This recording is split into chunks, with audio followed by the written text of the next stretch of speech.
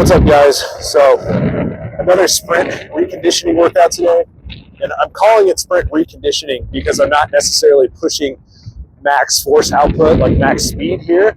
It's more about building the tolerance to be able to withstand that type of training in the long run. Because the trouble I've run into in the past few years is pushing things to full speed and then flaring tendons up, straining groins, and then having to back off.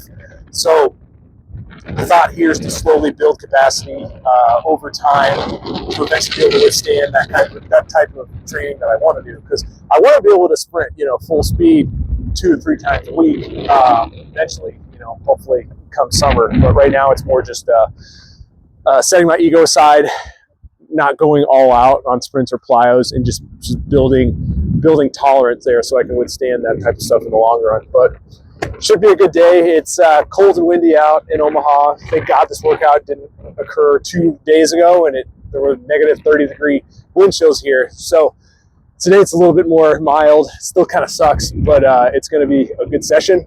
It's a little windy, so hopefully this tripod doesn't fall over, but we'll see what happens. All right, again, hopefully this doesn't sound, oh shit. I haven't even started and the tripod's blown over like twice, so we'll see how this goes.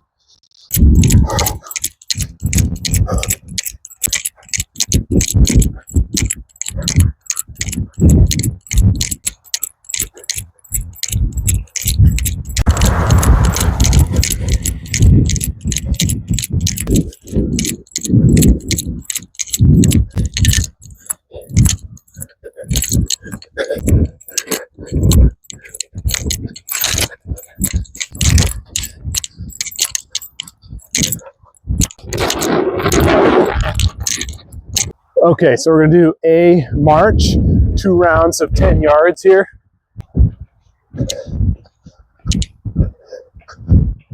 So the knee and thighs are just hammering up and down. Making sure I get a good punch towards the ground.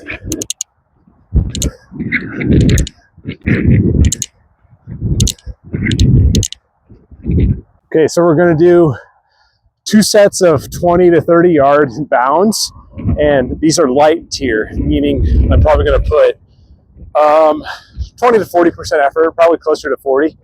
So here we go. I'll probably start over here, coming this way so you can't hear the wind.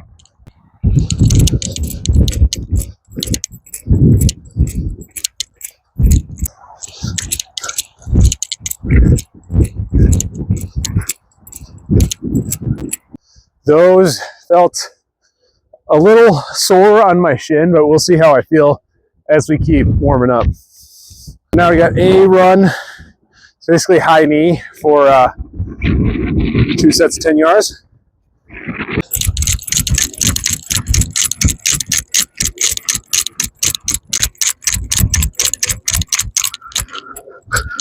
Now we have ankle dribbles, and I was actually supposed to do these before those high knees, but it doesn't really matter. So here we go.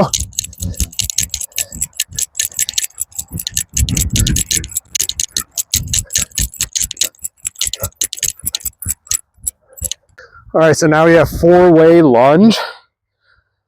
So you lunge, rotate each way, and you side bend each way, and then you go to the next leg and do the same thing.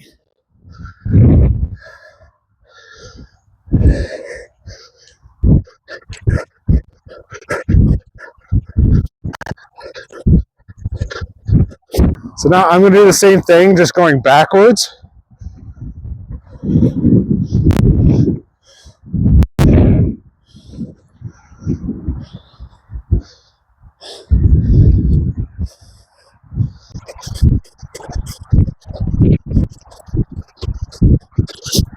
I'm going to do some power skips for height for about 20 meters. I'm going to go a little easier on these because of my left knee sometimes doesn't like this one, but it's been feeling better week to week, so we'll just see how it goes.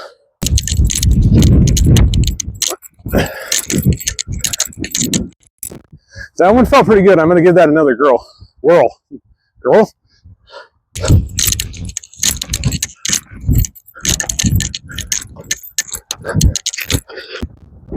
Okay, so I got the wide angle lens zooming down that way because I'm going to do gearing bounds. Basically what these are is I'm going to bound through 30 yards. The first 10 yards, it's going to be light bounds, and then 10 through 20, I'm going to gear up to a medium bound, and then 20 to 30 back down to light. So just focusing on putting different grades of force into the ground and seeing how they feel. So we'll get a vantage point down this way, and then I'll probably flip it around for the second set. I have 3 total sets of 30 yards here.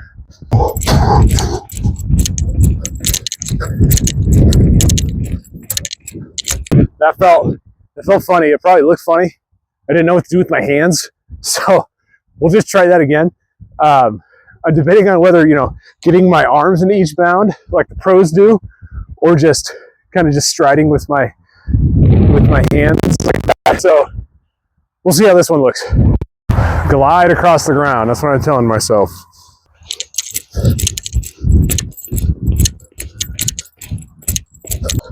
That last set felt and looked a lot better. So I'm going to switch the vantage point so you can kind of see a backwards view of this last one. And what I told myself on that second set to make it feel better was just pretend you're gliding over the ground. Before, I don't know, it seemed more choppy and like I was trying to get up instead of out. So I'm using that external cue, glide across the ground like a gazelle or something. External cues generally work better than internal cues. So yeah, we'll see how it goes on this set.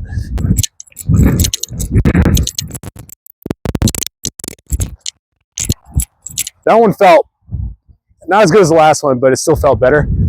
I noticed going from the gearing up to the medium bounds and then back down to the lighter bounds is kind of confusing for my body. I stumbled and couldn't figure out what to do with my foot contacts, but I felt pretty good.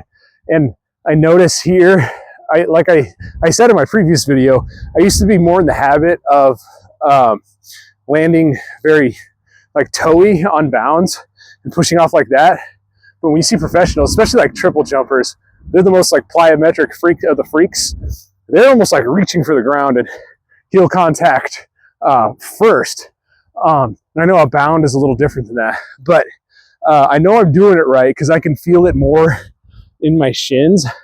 Not necessarily in a bad way, but when you're landing heel or more of that mid to rear foot contact, you're going to use your anterior tib, this muscle in the front, a little bit more, which kind of makes me think about, I know people shit on ATG and the tib raises a lot, but honestly, I could see some use for them and just keeping that muscle conditioned. It's not going to hurt anything, right? I don't think it's a cure-all, but it's not going to hurt anything. But that's a whole nother soapbox. So that felt good. So now we're done with the bounds. From here, we're going to do 6 total sprint sets between 30 and 40 yards. These are drop-in sprints, and I explained this last week. A normal sprint, you either be a 3-point stance or 2-point stance from a dead stop. A drop-in, you're kind of jogging into it, and then you're dropping and going. So we'll do 3, like last week, we're going to do 3 reps, 1 to 3 minutes rest in between. And then we're going to rest 3 to 5 minutes between that first 3 sets, and then we'll do another 3 sets. So 6 total sets, 30 to 40 yards, drop-in sprints. I wish I could raise the tripod up a little bit, but it's just so damn windy that I have to set it lower to compensate for the wind. So you'll get a front view on these first couple sets of sprints. So again, 30 to 40 yards. I'll probably go 30 on this first one. I didn't mention this before, but 60 to 70% effort, so we're not pushing it by any means.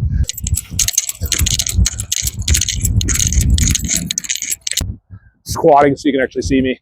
So what I'm cueing myself in these is just stay smooth, big shapes, smooth arm swing, just basically be relaxed.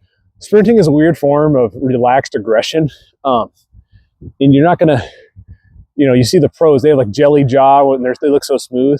You're not going to get faster if you're like really tense. So especially because these are sub-maximal, I'm just trying to be smooth and you know, glide over the ground again.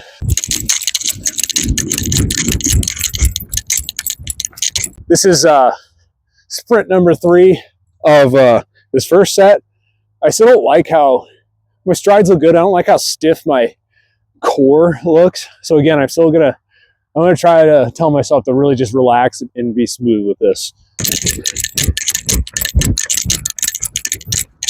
I just realized my phone's at 12% battery, so hopefully it doesn't die. But yeah, we're gonna stay smooth on this last one. I looked a little looser on the last rep, which is good. I got 3 more. Again, we're at that like 70% mark. So I don't know if I'll film all these because I don't want my phone to die, but I at least want to get, this is like the 30-yard through the 40-yard mark. I want to see how my strides look.